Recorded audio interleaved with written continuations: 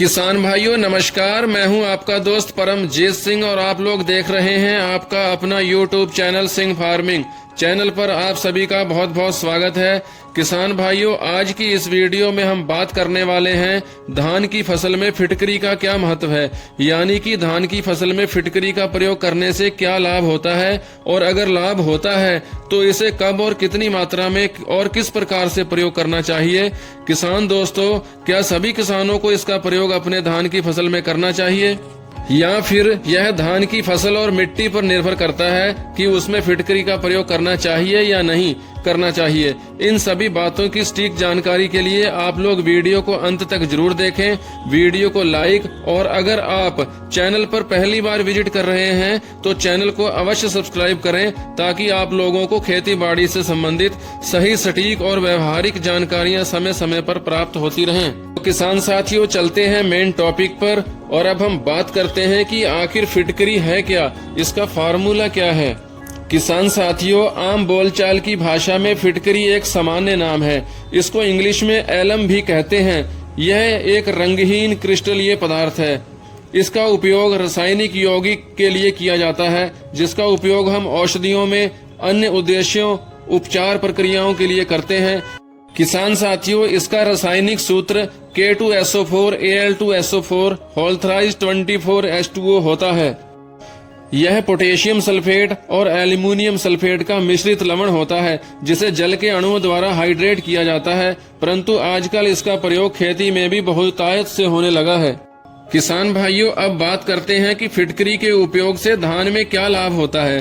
तो किसान भाइयों, मैं आप लोगों को बता दूं कि धान की फसल में फिटकरी का उपयोग करने से धान की फसल में कल्लों की संख्या तेजी से बढ़ने लगती है, क्योंकि यह धान के पौधों में लगने वाले फंगस व दीमक के प्रभाव को कम कर धान के पौधों की जड़ों का विकास काफी तेजी से करती है, जिससे धान के पौधों की जड़ें मिट्टी से काफी मात्रा में पोषक तत्व अवशोषित करती हैं, जिससे धान के पौधे का बहुत तेजी से व अच्छी तरह से विकास होता है।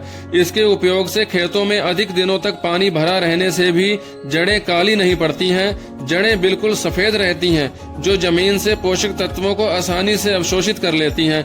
इसके साथ साथ यह धान की फसल में लगने वाले हल्दी रोग, कंडुआ रोग, जड़ सड़न, तना गलन, झुलसा रोग, जितने भी फंगस जनित रोग होते हैं सभी पर अच्छी प्रकार से कंट्रोल करता है।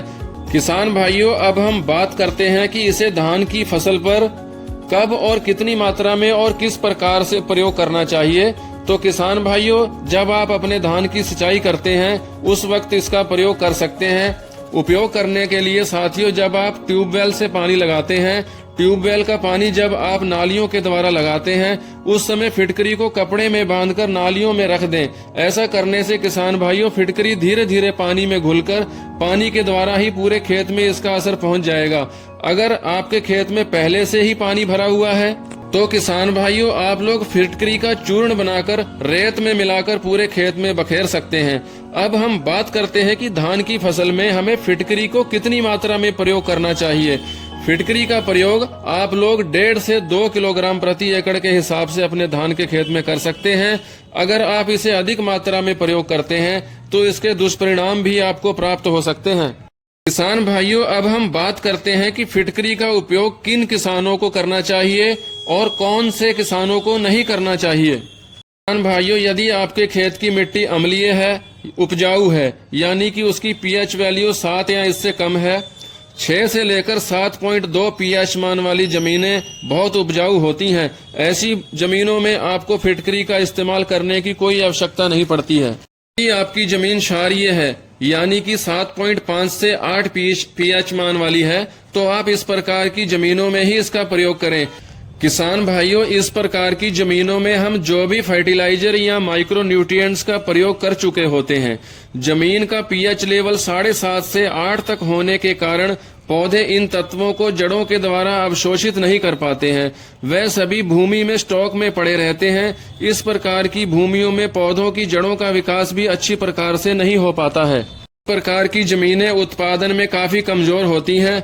अब अगर आप इन जमीनों में फिटकरी का प्रयोग कर देते हैं तो हमारी जमीनों में जो भी स्टॉक फर्टिलाइजर या माइक्रो न्यूट्रिएंट्स पड़े रहते हैं उन्हें यह मोबिलाइज कर देती है, घुलनशील बना देती है, जिससे उनको पौधे आसानी से प्राप्त करने लगते हैं। इस प्रकार से फिटकरी पीएच लेवल को मेंटेन करने का भी कार्य करती है। हमारे किसान भाई यह सोच रहे होंगे कि पीएच लेवल क्या है, पीएच लेवल को नापने के लिए किस तरीके से नापा जाता है। तो किसान भाइयों, पीएच लेवल को नाप के लिए आप पीएच मीटर को मार्केट से परचेज कर सकते हैं। यह अधिक महंगा भी नहीं होता है। लिटमस पेपर की मदद से भी पीएच लेवल को चेक किया जा सकता है। तो इस प्रकार से किसान भाइयों, यह दोनों चीजें आपको स्टेशनरी शॉप यानी कि किताबों की दुकान पर मिल जाएंगी, जिनको खरीदकर आप भूमि का पीएच मान चेक कर सकते हैं और इसके बाद आप अपने खेत में फिटकरी का इस्तेमाल करके अपनी भूमि को भी सुधार सकते हैं। तो किसान भाइयों, आज की वीडियो में इतना ही। नई वीडियो पर नई जानकारी लेकर फिर से उपस्थित होंगे। धन्यवाद किसान साथियों।